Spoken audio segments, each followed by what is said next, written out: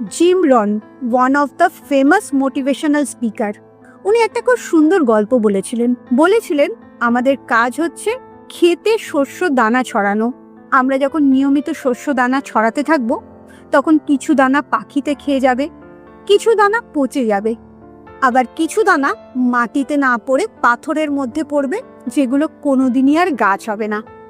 তারপরেও কিছু দানা মাটিতে পড়বে, ঠিক করে জার্মিনেট হবে এবং তার থেকে গাছ হবে।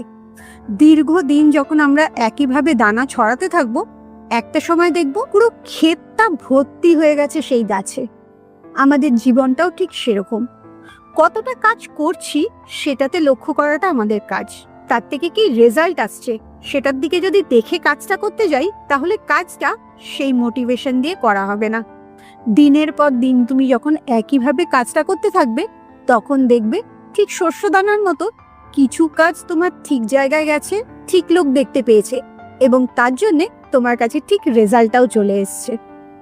তাই রোজ কতটা কাজ করছো সেটা হিসেব করো, কি রেজাল্ট পাচ্ছ সেটা হিসেব করো না।